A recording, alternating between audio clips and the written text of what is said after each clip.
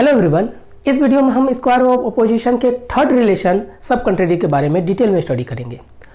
अगर हम सब कंट्रेरी की बात करें तो सब कंट्रेरी जो हमारा ये डायग्राम है उसके नीचे वाले एज में लाई करता है। क्लियर है?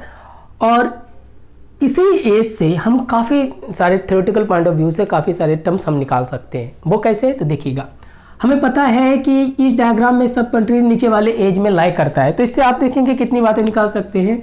देखिएगा, पहला ये कंट्री के जस्ट अपोजिट है। क्लियर है? क्योंकि कंट्री ऊपर है तो ये नीचे है, तो ये इसलिए इसको बोला जाता है। पहला पॉइंट में आप इसे बोल सकते हैं कि सब कंट्री जो है ये एग्जैक्टली अपोजिट ऑफ कंट्रेरी होता है। यानी पहला पॉइंट आपका क्या हो गया? Opposite of contrary. क्लियर है? अब ये सिर्फ इसी मायने से अपोजिट नहीं है क्योंकि ये एक दूसरे का एज ऊपर नीचे है, नहीं, ये बहुत से मायने में, इसके डिफिनेशन, इसके टर्म्स, इसके कंडीशन, बाय नेचर, हर एक मायने में सब कंट्रेरी के अपोज में बोलेगा। यानी जो ये ट्रू बोलेगा तो ये फॉल्स बोलेगा, ये फॉल्स बोलेगा तो ये ट्रू बोलेगा। कैसे? अभी हम देखेंगे। और बाय डायग्राम से आपको पता चल गया कि सब कंट्रेरी का एग्जैक्टली अपोजिट होता है। क्लियर है? अब आइए दूसरे पॉइंट की बात करें, जिसे हम इसके नोटेशन की बात करते हैं, तो आपको पता है कि सब कंट्रेरी नीचे वाले एज में लाई करता है।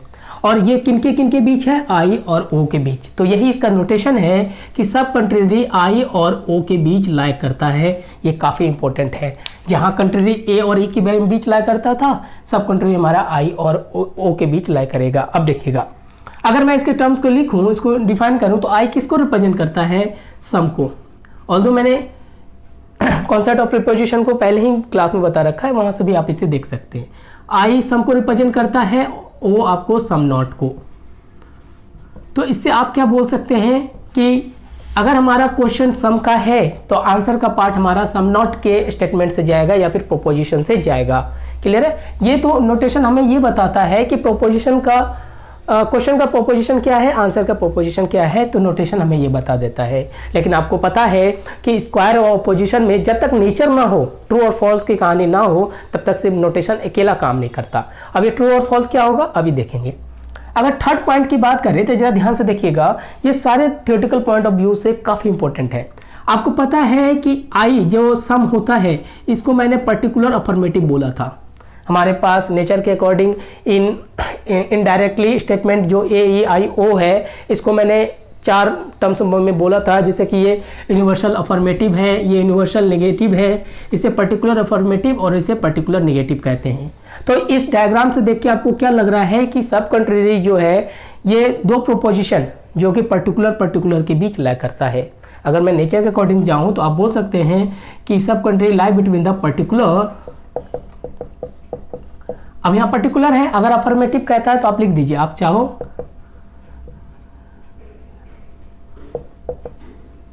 अफर्मेटिव या फिर पर्टिकुलर नेगेटिव के बीच ये लाई करता है।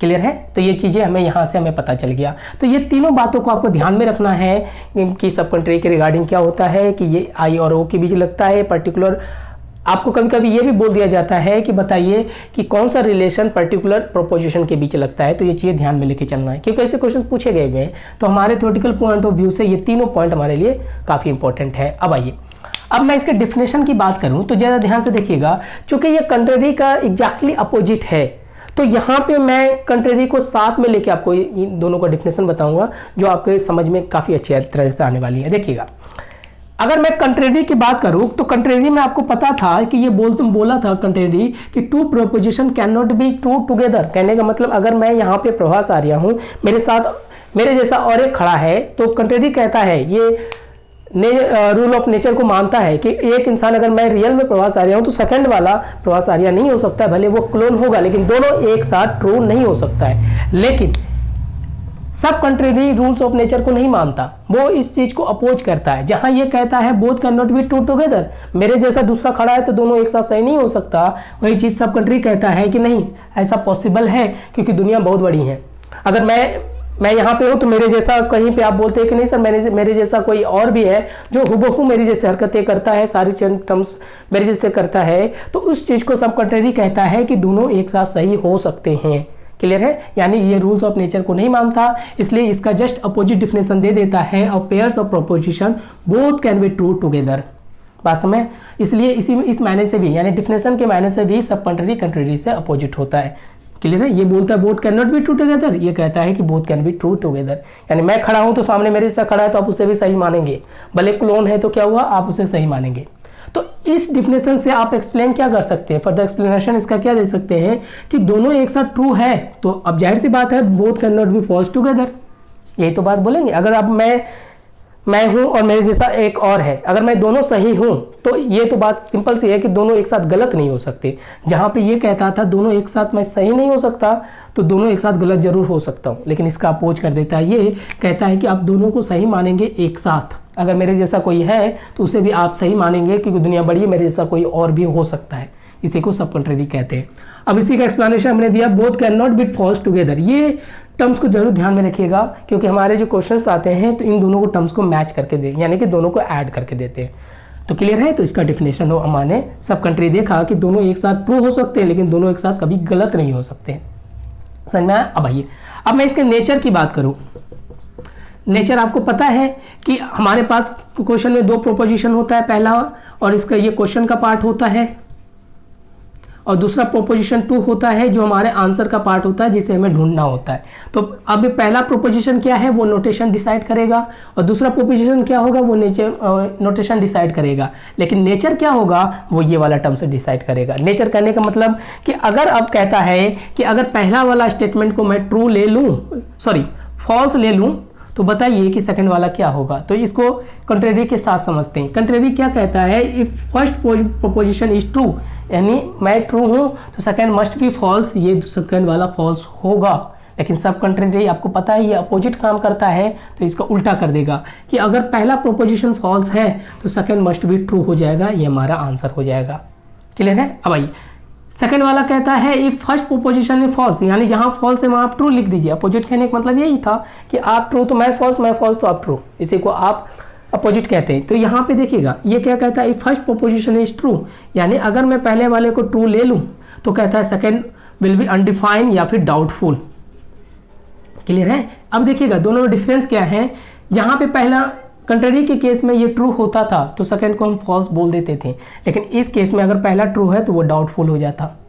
क्लियर है? तो ये इसका डिफिनेशन था कि अगर कंट्रेरी के केस में फॉल्स वाला स्टेटमेंट को हम डाउटफुल कहते थे, इस वाले केस में हम ट्रू वाले केस को डाउटफुल कहेंगे। तो यहाँ पे थोड़ा सा समझने में आपको कॉन्ट्रडिक्शन लगेगा, बट अगर आप सिर्फ कंट्रेरी के बारे में जानते हैं तो उसके बेस पे आप सेकंड वाला इजी वे में बना लेंगे। तो ये था आपके पास सब कंट्रेरी का डिफिनेशन। अब इस पे बेस्ड हम कुछ क्वेश्चंस कर लेते हैं, और कुछ क्वेश्चंस आपके प्रीवियस ईयर का भी मैं करा देता हूँ। देखिएगा जरा ये क्या कहता है, देखना। अगर मैं कुछ क्वेश्चंस बनाऊं, जैसे कि यहाँ से क्वेश्चन बनाता हूँ, अगर मैंने लिख दिया कि सम बॉयज आर प्लेयर्स, ये मैंने लिख दिया और इसको बोल दिया गया कि ये हमारे पास फॉल्स है, तब आपसे पूछा जाता है कि बताइए इसका सब कंट्रेरी क्या होगा। आपके पास एक डिफिनेशन लिख दिया जाएगा और 4 ऑप्शन नीचे दिखा दिए जाएंगे कि बताइए इसका डिफिनेशन क्या होगा। तो हमें डायरेक्टली अगर मैं आंसर की बात करूं तो सम का आपको पता है कि आई का रिलेशन ओ के साथ जाता है, यानी अगर क्वेश्चन हमारा सम का है तो आंसर हमारा सम नॉट का बनेगा, यानी पहला आंसर हो जाएगा हमारे पास some boys are not players. Clear है? आपने तो सिर्फ नोटेशन से देखा, क्योंकि क्वेश्चन का जो टर्म्स था हमारे पास आई से है, ये आई से, तो आंसर का टर्म्स हमेशा हमारा ओ का होना चाहिए। तो आपके पास जितना भी ऑप्शन होगा उसमें से आप ओ को ढूंढेंगे। तो पहला काम तो हम नोटेशन से उस स्टेटमेंट को ढूंढ लेते हैं जो सब कंट्रेरी के रिगार्डिंग है। आई है तो ओ है तो आई लिख लेंगे। अब बात आ गई इसके नेचर की, जरा ध्यान से देखिए। अगर ये कंट्रेरी का होता तो आपको पता है फॉल्स के केस में अनडिफाइंड दे देता, लेकिन इस केस में उल्टा होता। यहाँ पे क्या बोला, अगर पहला प्रोपोजिशन फॉल्स है तो ध्यान से देखिएगा दूसरा वाला जो स्टेटमेंट होगा it must be true. Clear है? तो ये चीज़ ध्यान में रखिएगा, ये सब कंट्रेरी की कहानी होती है। एज इट इज अगर मैं दूसरा क्वेश्चन लिख दूं, इसी क्वेश्चन का सेकंड पार्ट बना दूं, अगर मैं लिख दूं कि सम काउज आर नॉट ब्लैक, ये मैंने आपके पास लिख दिया और इसको मैंने इस केस में ट्रू मान दिया। ध्यान से देखिए, पहला ही प्रोपोजिशन को क्वेश्चन के पार्ट को मैंने ट्रू बोला है। अब आपको पता है कि अगर स्टेटमेंट ट्रू है तो बाकी अगर आंसर का पार्ट करें तो ज़रा ध्यान से देखिएगा, अगर नोटेशन की बात करें तो ये आपके पास ओ का है, तो आंसर हमारे पास आई का होना चाहिए। लेकिन आपको पता है कि अगर आई का तो हम लिख सकते हैं, लेकिन फ़ायदा इसलिए नहीं है कि अगर उन्होंने पहले ही स्टेटमेंट को ट्रू बोल दिया, यानी पहले स्टेटमेंट में उन्होंने टैग लगा दिया ट्रू का, तो इस केस में क्या होता है कि अगर पहला स्टेटमेंट ट्रू है तो उसको आप डाउटफुल या फिर अनडिफाइन कर लीजिए, डाउटफुल या फिर अनडिफाइन कर लीजिए, जो मर्जी हो वो आपको क्वेश्चन में लिख दिया जाता है। क्लियर है? तो यहाँ पे हमें स्टेटमेंट लिखने की ज़रूरत नहीं होती है। ऑल्दो आपके आउट ऑफ 4 ऑप्शन में ऐसी एक ऑप्शन जरूर बनाया गया है जहाँ पे अनडिफाइन या डाउटफुल लिखा जाता है, तो ये चीज़ें ध्यान में रखिएगा, ये सब कंट्रेरी का है। तो एक क्वेश्चन मैं आपको मल्टीपल चॉइस का बना के दिखा देता हूँ, ज़रा ध्यान से देखिएगा। देखिए मैंने यहाँ पे क्वेश्चन इस तरह से आपको बना दूँ, और क्वेश्चन आप में इस तरह से पूछा गया हुआ है कि if the true proposition can be true together but can not be false together, तब आपसे पूछा गया है कि नोटेशन बताइए। जो मैंने आपको डेफिनेशन बताया उसी के बेस पे कि दोनों एक साथ ट्रू हो सकते हैं लेकिन दोनों एक साथ फॉल्स नहीं हो सकते हैं, इसके बारे में बताया गया है। तो आपको पता है इस तरह में केस में सब कंट्रेरी लगता है, और इसका जो नोटेशन है आई और ओ के बीच लगेगा। क्लियर है? तो जरा ध्यान से देखिएगा। क्वेश्चन ये था कि यहाँ पे कुछ बोला गया कि आप मुझे बताइए कि सब कंट्रेरी, ये क्वेश्चन आपको पूछा गया हुआ था, सब कंट्रेरी का मुझे बताइए इनमें से कौन सा पेयर बनेगा। तो यहाँ पे 4 ऑप्शन दिए गए थे, ए में लिख दिया गया था, जैसे लिख दूँ मैं ऑल पेन्स आर हैंड्स, पहला लिख दिया, ठीक है। अब ट्रू फॉल्स लिखा नहीं गया था उसमें। सेकंड की बात करूँ मैं, लिख दूँ कि सम पेन्स आर हैंड्स। थर्ड में लिख दिया गया था हमारे पास नो पेन्स आर हैंड्स, और फोर्थ में हमारे पास लिख दिया गया था सम पेन्स आर नॉट हैंड्स। इस तरह से आपके पास एक क्वेश्चन आया हुआ है 2016 में, मतलब क्वेश्चन कुछ और है, मैंने उसे एज इट इज फ्रेम कर दिया और ऑप्शन तब यहाँ बनाया गया था। बताइए इनमें से कौन सा पेयर सब कंट्रेरी का है, क्योंकि वहाँ पे सब कंट्रेरी का डिफिनेशन दिया गया था कि if both the statement can be true together but can not be false together then which one of the following pair is related to this definition. इस तरह से पूछा गया। तो अब यहाँ देखिएगा, यहाँ पे बहुत सारे ऑप्शन बना दिए कि ए एंड सी हो जाएगा इस तरह से, बी में आपके पास बी एंड सी के बोल दिया, सी में आपके पास बता दिया सी एंड डी होगा, और डी में ऑप्शन दे दिया था बी एंड डी होगा। तो आपको पता है कि क्वेश्चन सब कंट्रेरी का है, और सब कंट्रेरी में हमारे पास आई और ओ के बीच रिलेशन लगता है। आई हमारा सम है तो ओ हमारा सम नॉट होता है। तो इनमें से आपको देखना है, यहाँ देखना, एक तो सम का ढूंढ लिया, दूसरा हमने सम नॉट का देख लिया। तो अब ये दोनों पेयर हमारे पास सब कंट्रेरी का जाएगा, तो आंसर हमारा बी और डी था। क्लियर है? तो ये इस तरह के क्वेश्चन हमारे सिलेबस में पूछा जाता है। तो ये आपके पास फुल डिटेल एक्सप्लेनेशन था सब कंट्रेरी का। Thank you.